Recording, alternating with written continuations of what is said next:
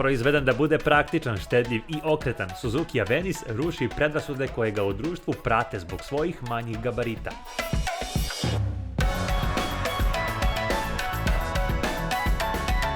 Mali točkovi napred i pozadi jeste nešto što uglavnom nije poželjno. Agregat se hladi vazduhom, a ima zapremninu od 125 kubika koji isporučuje 9 konjskih snaga koje mogu da ga pogoraju do maksimalne brzine od 100 km/h.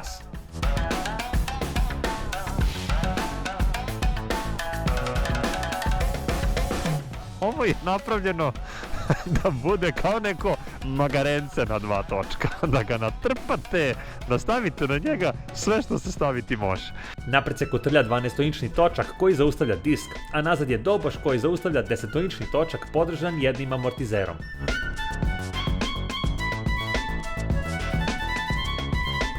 Bez ABS-a, kontrole trakcije, napredne elektronike i opreme, Avenis pronalazi svoju svrhu u moru konkurencije na svoj i jedinstven način.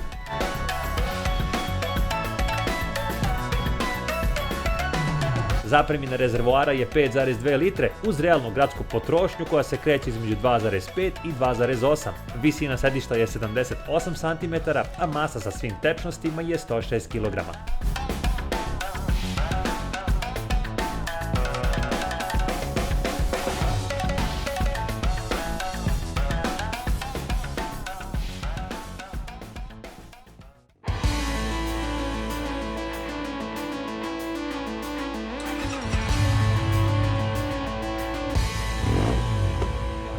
Hvala partnerima udruženja koji su svojim članovima omogućili brojne popuste i benefite.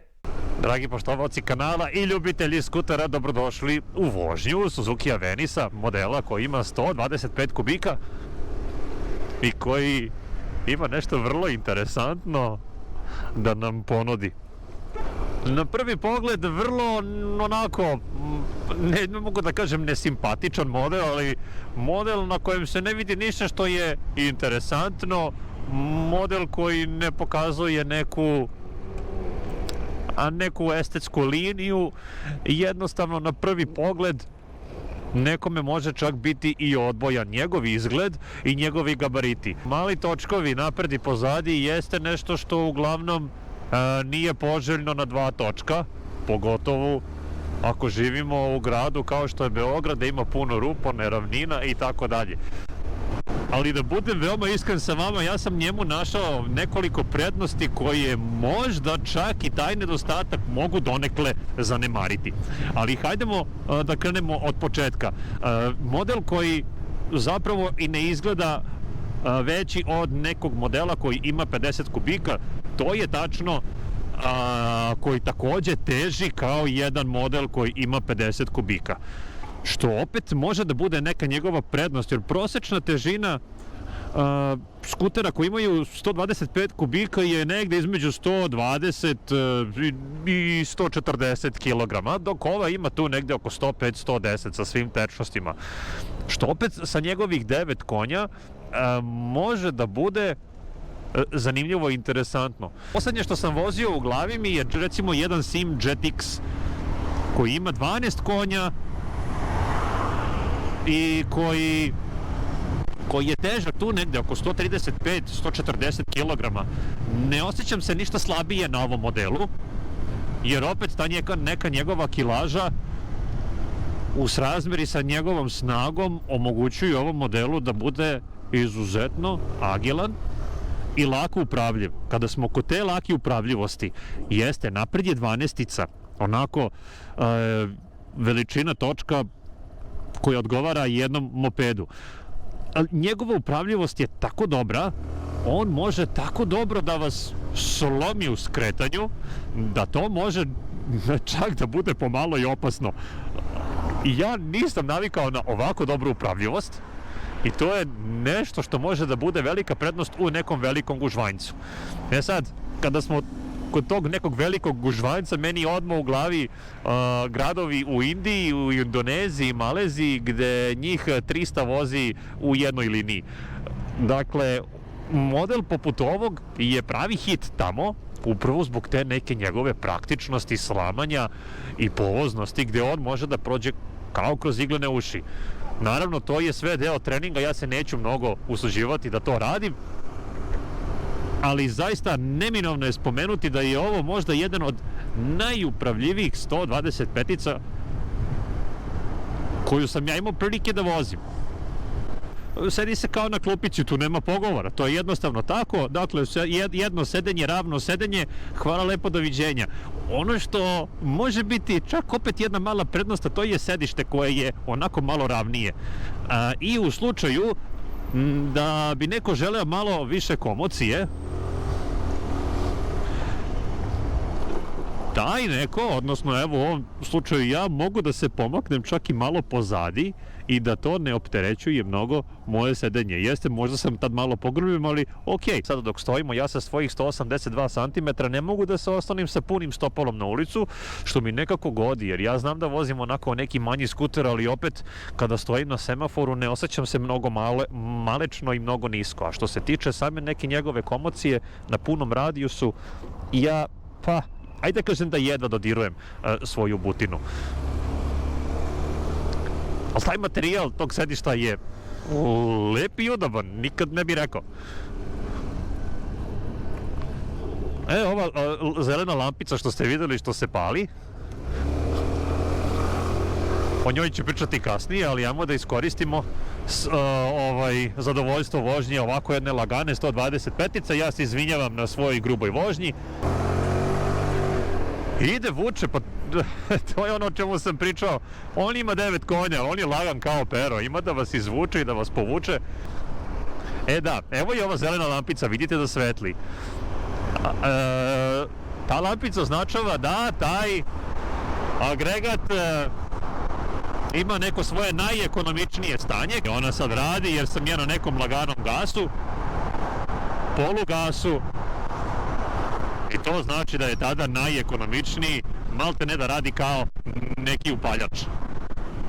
Njegovi amortizeri rade super posao.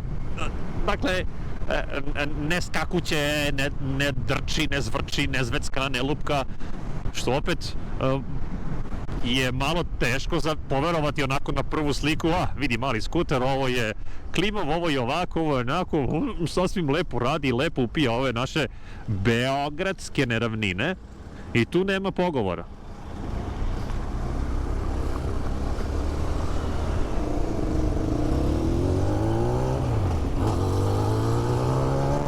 Hoću ja, čakaj me.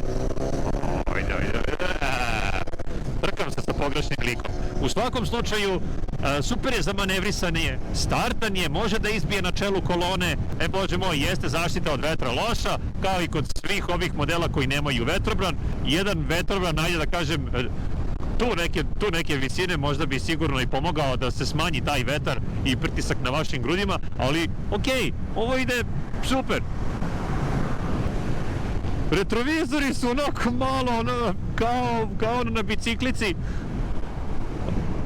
ali opet imaju lepu ovu crtu koja je onako ravna i za divno čudo ona pokazuje super preglednost toga šta se nalazi iza mene.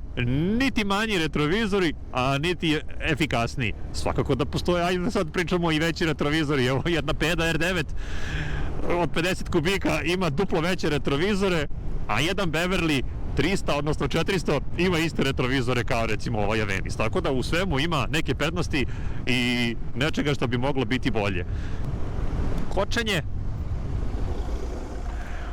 Kočenje je odlično. S tim što nema ABS.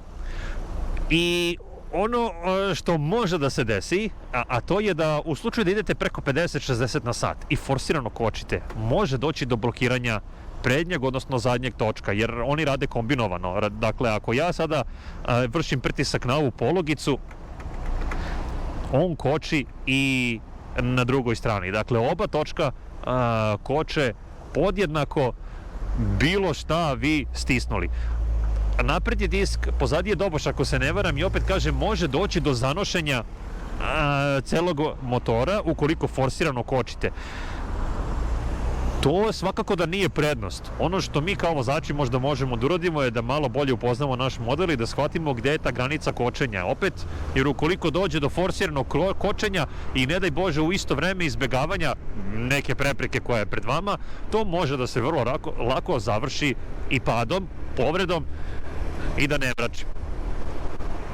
Evo ovako, dok sam u gradu, donekle u nekoj buci, ja ne čujem agregat. Dakle, imam osjećaj kao da vozim leteći ćilim na 2 točka. Model nema nikakve vibracije.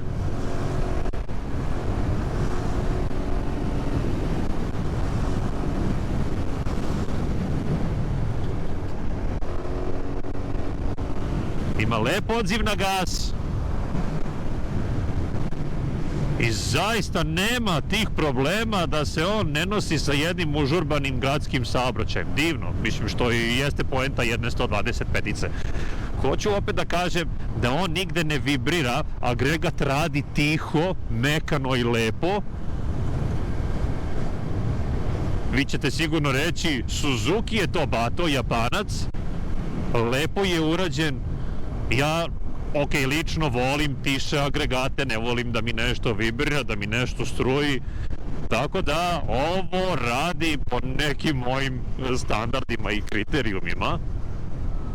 Što se tiče same plastike, da, plastika je, čvrsta je plastika, deluje onako malo suva, finiš je lep, ne fali mu ništa. Digitalna kontrolna tabla takođe, opet mislim da ne treba ni više od toga imati na jednom ovakvom modelu. Svakako da postoje 125-ice koje su sada mnogo modernije, da ne kažem teknološki unapređenije. Ali za cenu super. Evo, kad pričamo o nekoj kilometraži, ovaj model trenutno je prešao 1339,2 km i prosečna neka potrošnja je 2,8 litara. To je prosečna potrošnja neke moje, po znacima navoda, i agresivne vožnje, što znači da ukoliko bi se donekle poštovala ova ekonomična vožnja, ja sam siguran da bi ta potrošnja mogla biti oko 2,5. A kad se prelazi preko ovih, nemam osjećaj da je to neki mali točak, odnosno da su to mali točkovi. To sasvim lepo se nosi i sa tim ležećim policajcima. Da. Vrlo slatko. Vrlo.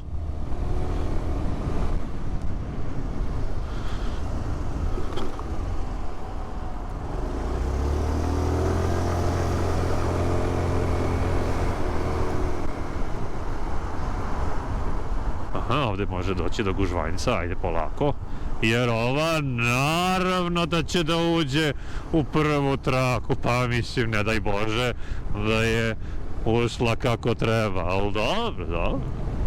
Zato mi vozači na 2 točka prognoziramo šta može tu da se izdešava.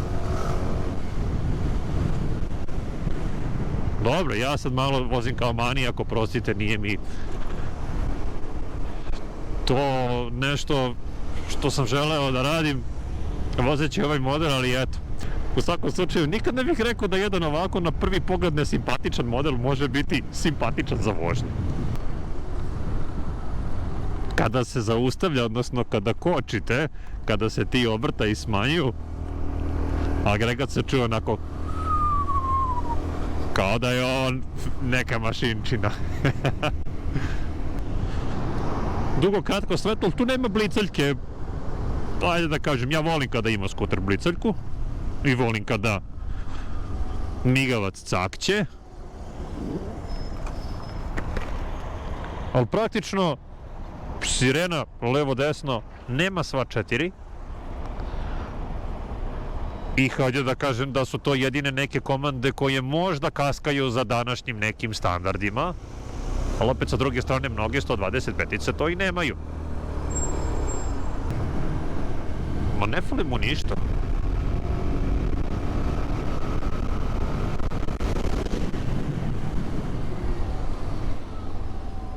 Super, ajmo da stanemo ovde malo da ga pogledamo izbliza i detaljnije. Da vidimo o čemu se tu radi. Može? Ajde. Znate da u posljednje vreme ja volim onako da zajedno sa vama prodiskutujem šta je gde i kako. Ajde, baš da ne stojim tu na sred. Evo, tu ćemo. Nisam doktor, ali mogu da pogledam. Evo, dakle, to je onaj pogled spreda. Ili od napred. To može biti malo diskutabilno, ceo neki njegov izgled. Zaista kada pogledate malo sa strane, deluje kao neki električni motorić. Opet to doprinosi i ova guma, napred i pozadi. Ali okej, opet finiš, ne fali mu ništa, sasvim lepo, solidno, na ruku, kvalitetno. Zašto ovo služi? Nemam pojma. Ravan pod sa kukom, opet što može dobro doći da se tu ostavi neki teret ili neka kesa. A ta kuka se nalazi i ovde. Ovo je napravljeno da bude kao neko magarence na 2 točka. Da ga natrpate, da stavite na njega sve što se staviti može. Ladica sa ove strane, krpica. Dobro, evo ga USB port. Ladica u kojoj može da se smesti sigurno pola litre. Jedne flaše od pola litre. Vode, soka, čega god hoćete. To je to. Odlično. Sa ove strane imamo jednu otvorenu ladicu, također za ne daj Bože, i imamo ovu super stvar moderne tehnologije. Kako to zapravo radi? Imamo ključ, jel? On nije ništa specijalno, dakle radi na zubac, na nož. I vi recimo kad završite vožnju možete da zatvorite bravicu. Wow! Što bi vi mladi rekli, ludilo. Ajmo da otvorimo bravicu. Evo ga, i bravica je otvorena. Zanimljivo. Ajdemo da otvorimo prostor ispod sedišta. Moja oprema za snimanje. Evo ga, prtljažni prostor. Ok, u ovi prtljag staje jedna full face kaciga, ali ok. Lepa stvar je o tome što se ovo sedište otvara skroz do kraja. Prosto alergičan sam na ona sedišta koje se otvaraju samo od ovde. Otvori lepo, bez savijanja, uzmeš šta ti treba. I to je to. Ovaj model koristi Dunlop pneumatike. Dunlop, da, super. Dunlop pneumatici, kažeš. Dunlop pneumatici. Divno. Inače, na Dunlop pneumatike udruženje na 2 točka svim svojim članovima obezbeđuje 20% popusta na Dunlop pneumatike u DUM DO servisu u Beogradu. Na taj način možete da uštedite solidnu količinu novca kupovinom pneumatika. Zatvaramo sedište, ono lepo cakće, ne mora tu da se nešto, da se zavaljuje, da se udara, da se čuka. Kapica rezervoara, ala izleće kao praćka. Ok, ovo je sada diskutabilna stvar. Kapica rezervoara i ceo rezervoar koji se nalazi ovde na repu, umjesto da se nalazi tu negde recimo ispod sedišta, može biti i mana. Pogotovo ukoliko vi kao vlasnik želite da stavite na njega kofer.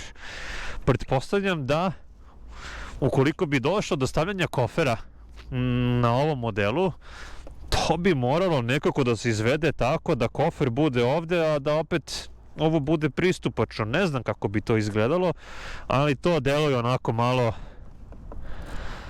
malo komplikovano, a treba da bude tako jednostavno. Možda bi bilo najbolje ne stavljati ništa i lepo se poslužiti kao čovek u međuvremenu. Ovaj detalj ovde, Avenis, je baš onako interesantan. Ceo ovaj natpis, onako kvalitetan pod ruku. Ovo zadnja svetla uopšte nekako ne izgledaju mi kao da su za neki model od 125 kubika, kao da je reč o nekoj 400 ili 500. Migavci ovako malo sa strane štrčkaju kao da se radi o nekom Vistromu. A šta piše da vam kažem? Vazdušno hlađen. Da. To je praktično to.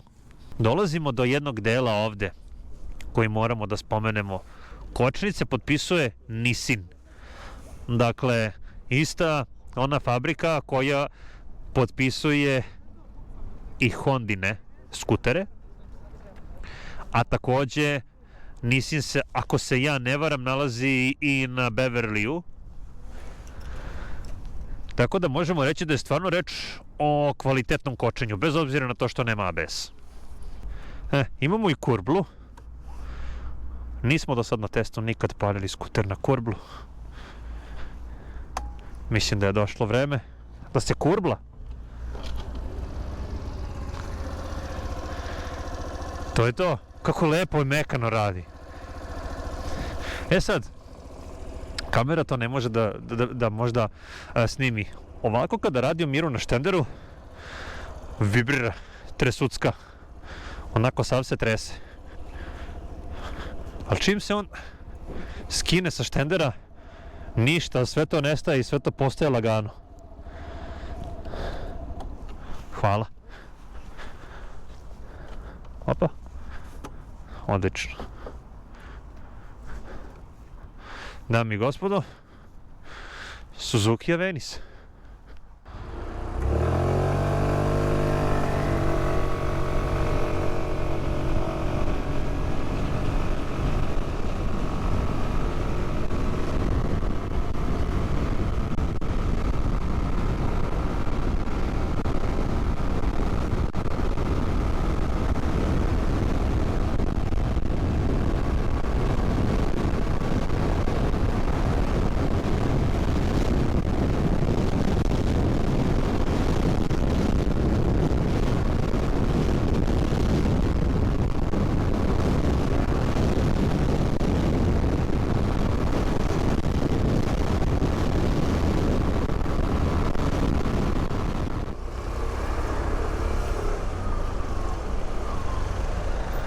Ono što je zanimljivo kod ovog modela, a to su par stvari. Prva stvar jeste to Suzuki, na nalepnici, na deklaraciji proizvođača stoji da je on napravljen u Indiji, dakle made in India. To je prva zanimljivost. Druga zanimljivost je ta što je maksimalna nosivost ovog modela, dakle njegova težina plus teret iznosi 270 kg, što uopšte nije malo. Ja sam u šali rekao da je on malo magarence, on jeste malo snažno magarence.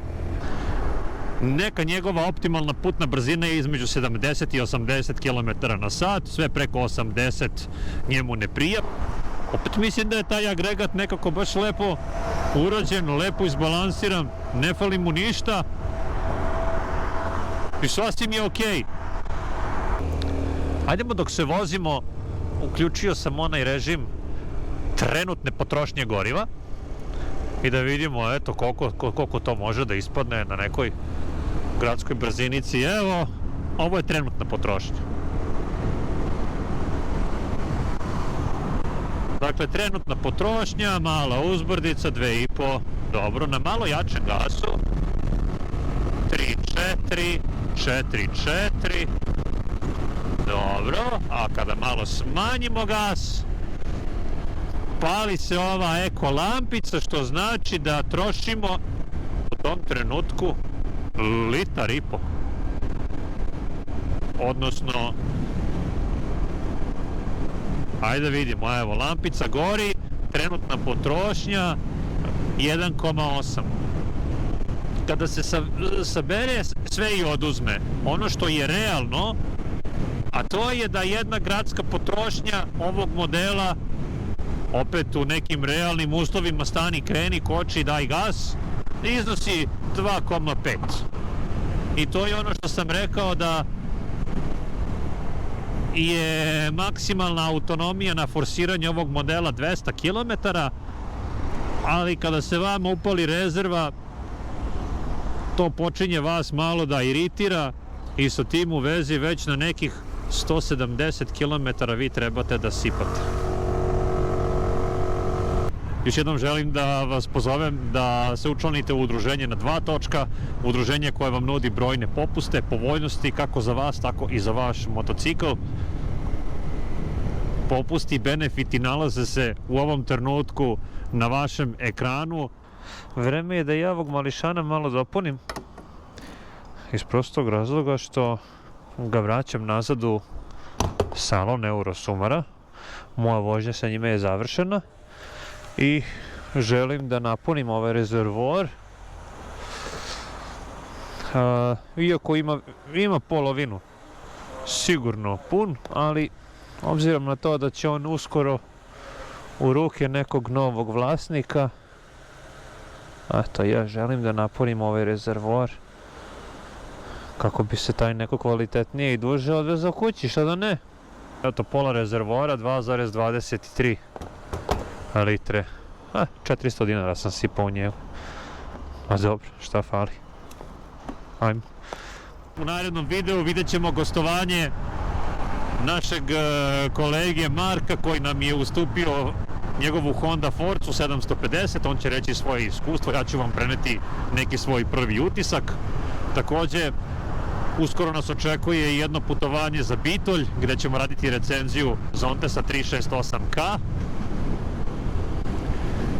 I najavljujem našu narednu grupnu vožnju Beograd, Srebrno jezero za 15. jun. Detalji o samoj vožnji može se naći na Facebook stranici Samo skuteri, a takođe možemo stupiti i u kontakt i preko Instagram profila Samo skuteri. Dragi moji, ja vas puno pozdravljam, želim vam svako dobro i bezbednu vožnju.